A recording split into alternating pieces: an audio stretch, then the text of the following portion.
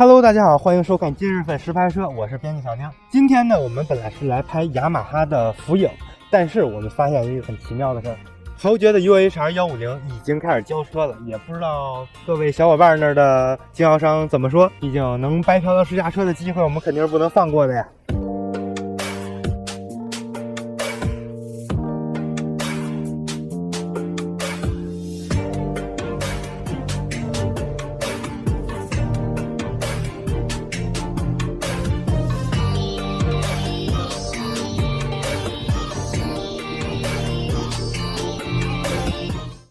咱们先来说说外观啊，这台车的外观我觉得是一改豪爵之前的老气，做的是比较运动、比较好看的。提供3个配色，白的、蓝的，还有一个灰色。我个人是会比较喜欢那个蓝色，但是我们编辑同事说那个蓝色有点长得像 PC 叉，所以他会觉得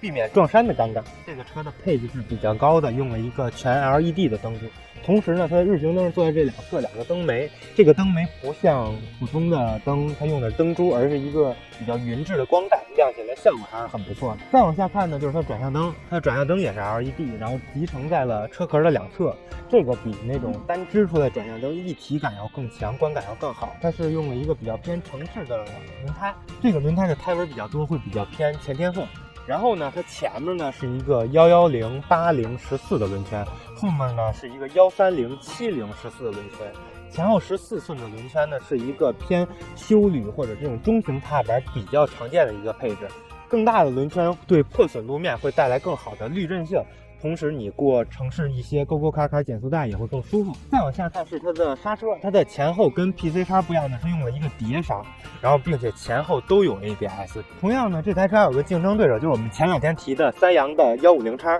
那个车呢比这个车多了一个 TC 的配置，但是呢在整个做工质感上面确实没有这台车好，包括像这些接缝，还有它的按键质感啦，它整个轮胎轮圈参数，因为那台车我记得后面是110的轮圈，但是这个后面是130的轮圈，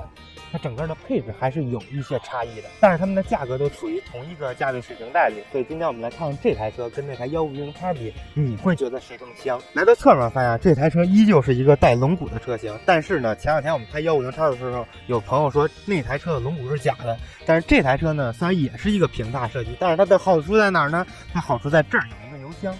也就是说，它可以更大程度的保留座桶内的空间。这个油箱呢，容积是8升，对于一个150的小车来说，保守估计300公里是完全没有问题的。然后我们来看这台车的漆水啊，我之前说三洋的那个灰色的漆水做的色调调得非常好，这台车呢完全就是漆水做的厚实，这个质感你看到实车之后你会觉得还不错，而且豪爵好的什么，它的所有接缝做的特别整齐。我们之前拍过那个威斯帕之后，我们看这些车，我们觉得啊，这个做工简直太好了。那个威斯帕那个就是什么它这个排气呢用了一个车身一体同色的一个排气，这个排气的质感我觉得还行，比之前豪爵那种用亮色镀铬的那个排气的造型要好看得多。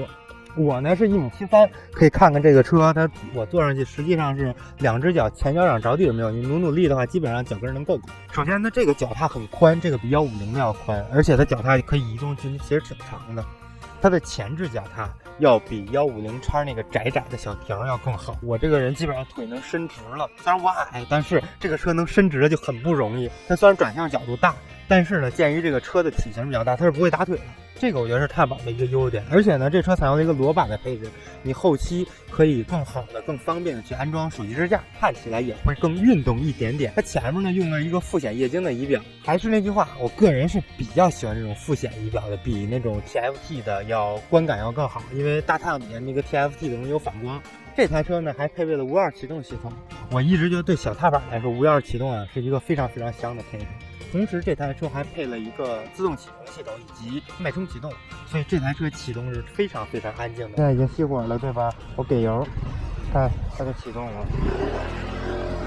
看一下对于踏板非常重要的储空间，这台车前面没有挂钩，它这边有一个手套箱，这个是不带锁的，你可以直接打开。这个储格的容积还是比较大的，你放一点钱包或者说手机之类的都是没有问题，而且里面还有一个 USB 的充电口。这个储格呢问题是不太规整，而且它的口有点小。豪爵比较贴心的呢是给这儿放了一个小胶垫，这个呢是给你的手机充电线用的，但你的手机充电线可以直接透过这儿拿出来。坐垫呢，同样通过无钥匙系统打开，摁一下充电，然后摁这里就能打开坐垫。坐垫的体积还是比较大的，你最起码你放一个3/4推是没有问题的。同时你还能留一部分的空间去装你的随身的包包啦、行李啦这些东西。它这台车有一个比较巧妙的小设计，看到这儿，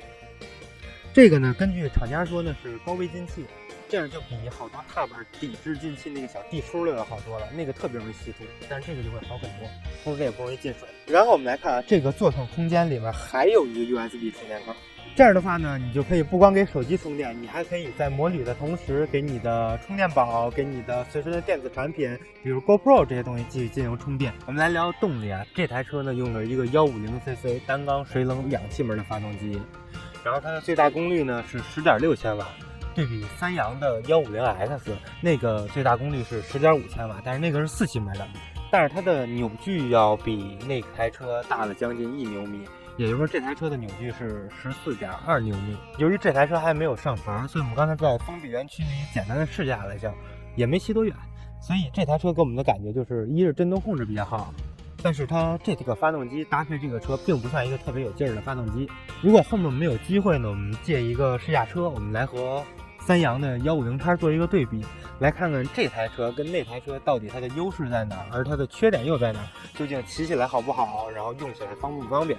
避震呢，这台车跟150用的是一样的双避震，但是这台车的避震质感明显比150要硬一点，而且它要会更有韧性，不会像150那种过于软、过于松松垮垮的感觉。像150那个车我们拿回来我们就把避震预载打紧了，但是这台车我们以原厂状态来说，它的预载完全不必要打紧。这个呢，我觉得它应该算是一个中踏板。然后我们来聊这台车跟小踏板跟大踏板之间的感受。中踏板的优势在于比小踏板它要有更强的稳定感，对于破损路面之类的通过性要更好，同时它的储物空间更大，姿势也更舒展。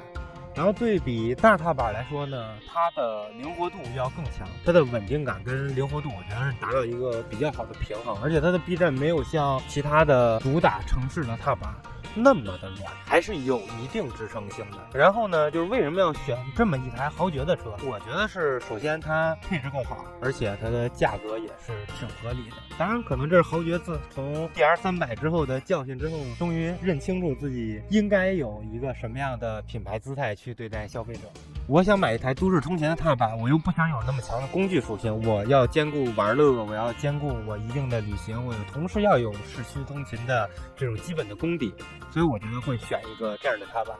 当然了，如果你问我这台车有什么特别接受不了的点，可能我同事说的对，他觉得这根镀铬的车把有点丑。好了，我们下期再见。你还想看什么实拍车？欢迎给我们留言。Fearless